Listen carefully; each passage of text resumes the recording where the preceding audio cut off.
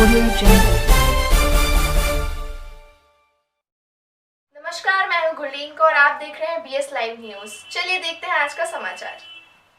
गुरदासपुर के बटाला में 4 लोगों की मौत और कुछ गंभीर मौत के कारणों को लेकर प्रशासन दुचितिमी के मौत का कारण जहरीली शराब या हार्ट अटैक। बटाला के मोहल्ला हाथी गेट में उस समय सनसनी फैल गई जब वहां से 4 लोगों की मौत की और 2 लोगों की गंभीर हालत की खबर सामने आई।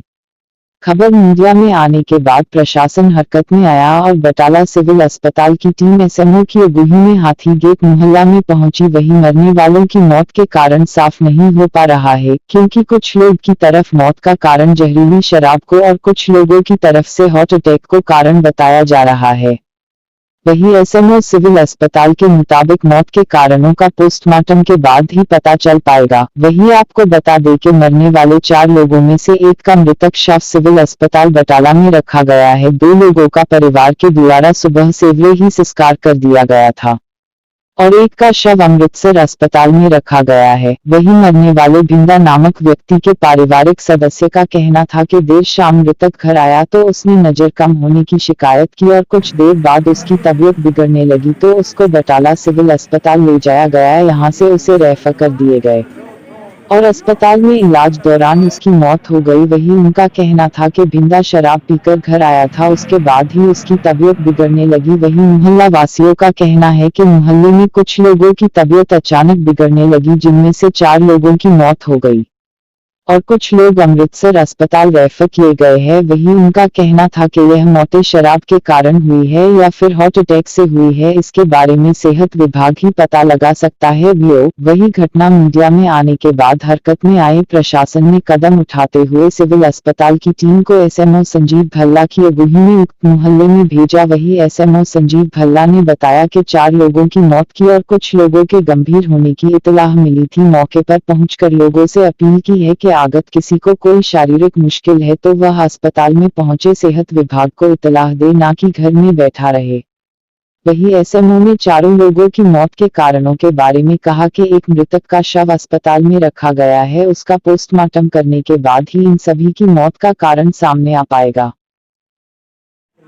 सानू कुछ भी नहीं, इतना सवेरे उठिया बैठा सानू आज बाहर बच्चों आंदा मैनू नजर तो थोड़ा धुंधला लगता है। साढ़े नाल गल नहीं की, 2-2:30 बजे मैं सानू दसिया, जो सानू दसिया ही निक्के मोटे डॉक्टर वाल लैके दौड़े फिरे हैं।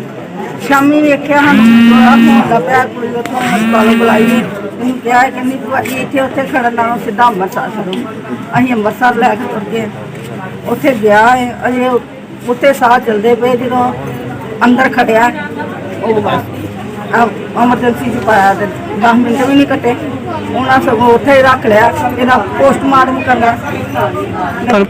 इसे होया बाहर फिरद्या तुरद्या पता नहीं हुण पाइया पीती चंगी ही माड़ी ही की हिसाब कि महीने पिछों पी ली, सानू पता ही नहीं लग्या भी की बनया कि साडे नाल कोई बच्चा रात रोटी पानी खा के सुता है, दिने उठ के रोटी पानी खाता है, दुध पीता है, नहाता धोता बुरसी कीता महल्ले च तो बाजार दे विच ते बड़ियां होईयां भरा।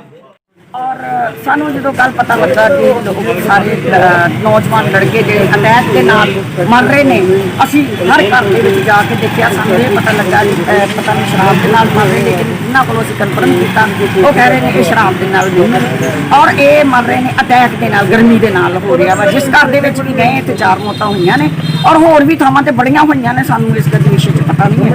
और जिहदे संयोग प्रशासन भी दे रहा और एसएमओ साहब भल्ला जी आए ने, ये वो भी उन्होंने डॉक्टर टीम आई हुई है, सारे संयोग दे ने, पत्रकार साथी भी सारे इतने आए ने और घर घर जाके असीं पता किया कोई होर तो नहीं है कि जिसनूं असीं बचा लीए। और मैं यो ही सब के अगे रिक्वेस्ट करांगी जे कोई होर साथी अगर ते ओनू फटाफट असीं लैके जाइए हॉस्पिटल ते ओहदा बचाव करिए। नहीं मैं ये गल हाले कन्फर्म नहीं हुई हैगी, इस गल हाले अटैक का ही दस रहे ने, कन्फर्म नहीं हुई। 4 इत्थे मौतां होईयां ने ते 2 रैफर ने जी, 2 रैफर। माड़ा समा इस समय ਜਿਹੜਾ ਕਰੋਨਾ ਦਾ ਕਹਿਰ ਦੁਨੀਆ ਦੇ ਵਿੱਚ ਚੱਲ ਰਿਹਾ, ਸਰਕਾਰ ਨੂੰ ਚਾਹੀਦਾ ਸੀ ਗਰੀਬਾਂ ਦੇ ਨਾਲ ਖੜਦੀ, ਲੋਕਾਂ ਦੇ ਨਾਲ ਖੜਦੀ।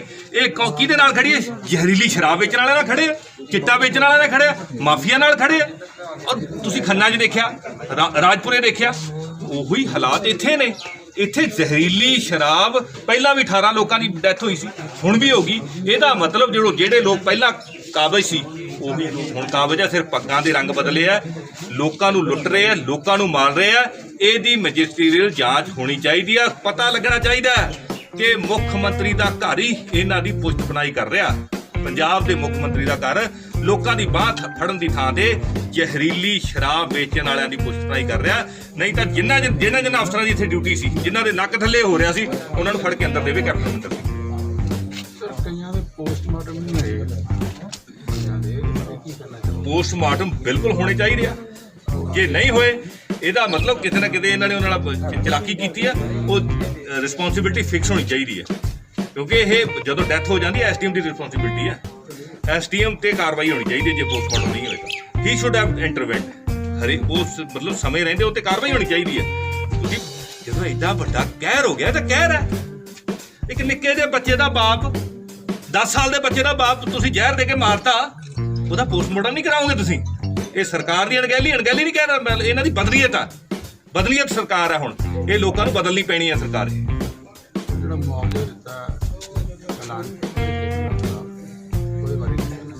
1 ਲੱਖ ਦਾ 10 ਦਿਨਾਂ 'ਚ ਲੱਗ ਜਾਂਦਾ ਜੀ। ਆ ਇਹਨਾਂ ਨੇ ਹੁਣ ਗਰੀਬਾਂ ਦੇ ਬੱਚਿਆਂ ਦੀ ਫੀਸਾਂ ਦਾ ਐਲਾਨ, ਗੁਜਰਾਤ ਸਰਕਾਰ ਨੇ ਫੀਸਾਂ ਮਨਾ ਕੀਤੀਆਂ। ਇਹ ਨਹੀਂ ਕਰ ਸਕਦੇ ਸੀ। 10-10 ਲੱਖ ਰੁਪਏ ਦਾ ਹੋਣਾ ਚਾਹੀਦਾ। 10 ਲੱਖ ਰੁਪਇਆ ਹਰੇਕ ਫੈਮਿਲੀ ਨੂੰ ਦਿੱਤਾ ਜਾਵੇ। 1 ਲੱਖ ਨਾਲ ਕੁਝ ਨਹੀਂ ਬਣਦਾ। ਕੈਪਟਨ ਅਮਰਿੰਦਰ ਸਿੰਘ ਜੀ, ਇੰਨੇ ਤਾਂ ਤੁਸੀਂ ਇੱਕ ਦਿਨ 'ਚ ਸ਼ਾਮ ਨੂੰ ਉਡਾ ਦਿੰਦੇ ਹੋ। ਸਰ ਅਗਰ ਤੁਹਾਡੀ ਸਰਕਾਰ ਆਉਂਦੀ ਹੈ ਤੇ ਬੰਦ ਹੋ ਸਕਦੇ ਜੀ ਇਹੋ ਜਿਹੇ ਕੰਮ? ਦੇਖੋ ਜੀ, ਦਿੱਲੀ ਦੇ ਸਾਡੇ ਕੋਲ ਮਾਡਲ ਆ, ਅਸੀਂ ਦਿੱਲੀ ਦੇ ਵਿੱਚ ਕਰਕੇ ਦਿਖਾਇਆ। ਸਾਡੇ ਕੋਲ ਪੁਲਿਸ ਵੀ ਨਹੀਂ, ਉੱਥੇ ਅੱਧੀ ਸਰਕਾਰ ਆ, ਲੇਕਿਨ ਅਸੀਂ ਇਮਾਨਦਾਰੀ ਉੱਥੇ ਜਿੰਦਾ ਕਰਤੀ। ਪੰਜਾਬ ਦੇ ਵਿੱਚ ਜਦੋਂ ਆਮ ਆਦਮੀ ਪਾਰਟੀ ਦੀ ਸਰਕਾਰ ਤੁਸੀਂ ਬਣਾਓਗੇ, ਤੁਸੀਂ ਬਣਾਉਣੀ ਹੈ, ਤੁਹਾਡੇ ਸਾਰਿਆਂ ਦੇ ਸਾਥ ਦੀ ਲੋੜ ਹੈ। ਤੁਸੀਂ ਦੇਖੋਗੇ ਦੇਸ਼ ਦੇ ਵਿੱਚ ਮਾਡਲ ਹੋਊਗਾ। ਸਾਡੇ ਬੱਚਿਆਂ ਨੂੰ ਅਮਰੀਕਾ ਕੈਨੇਡਾ ਆਪਦੇ ਮਾਂ-ਬਾਪ ਨੂੰ ਛੱਡ ਕੇ ਇੱਥੇ ਭੱਜਣਾ ਨਹੀਂ ਪਊਗਾ। ਇੱਥੇ ਹੀ ਸੇਵਾ ਕਰਾਂਗੇ, ਇਮਾਨਦਾਰੀ ਨਾਲ ਸੇਵਾ ਕਰਾਂਗੇ, ਔਰ ਇੱਕ ਵੀ 2 ਨੰਬਰ ਦਾ ਕੰਮ ਨਹੀਂ ਹੋਊਗਾ। ਇੱਕ ਵੀ ਜਿਹੜਾ ਵੀ ਕੋਈ ਅਫਸਰ ਕਰੇਗਾ, ਜਿਹੜਾ ਵੀ ਕੋਈ ਲੀਡਰ ਕਰੇਗਾ, ਭਾਵੇਂ ਕਿਸੇ ਵੀ ਪਾਰਟੀ ਦਾ, ਕਿਸੇ ਨੂੰ ਹਜਮ ਨਹੀਂ ਕਰਨ ਦੇਵਾਂਗੇ। ਕੱਢ ਕੇ ਲੋਕਾਂ 'ਚ ਵੰਡਾਂਗੇ ਅਸੀਂ। ਇਹ ਨਹੀਂ ਪਰਚਾ ਦੇ ਰਹੇ ਹੋ ਮੁੜ ਕੇ 5 ਸਟਾਰ ਹਸਪਤਾਲਾਂ 'ਚ ਰੱਖਦੇ ਉਹਨਾਂ ਨੂੰ, ਜਵਾਈਆਂ ਵਾਂਗੂ ਰੱਖਦੇ ਉਹਨਾਂ ਨੂੰ। ਸੋ ਅਸੀਂ ਸਾਰਿਆਂ ਤੋਂ ਇਹਨਾਂ ਨੂੰ ਉਲਟੇ ਕਰਕੇ ਇਹਨਾਂ ਦੇ ਹਲਕ 'ਚੋਂ ਕੱਢਾਂਗੇ ਸਾਰੇ, ਜਿਹੜਾ ਲੋਕਾਂ ਦਾ ਖਾਧਾ ਇਹਨਾਂ ਮਿਲੀ ਸੀ ਵੀ ਇਸ ਏਰੀਏ ਦੇ ਵਿੱਚ ਕੁਝ ਮੌਤਾਂ ਹੋਈਆਂ ਤੇ ਕੋਈ ਸ਼ਰਾਬ ਪੀ ਕੇ ਕਹਿੰਦਾ, ਕੋਈ ਹਾਰਟ ਦੀ ਪ੍ਰੋਬਲਮ ਨਾਲ ਕਹਿੰਦਾ।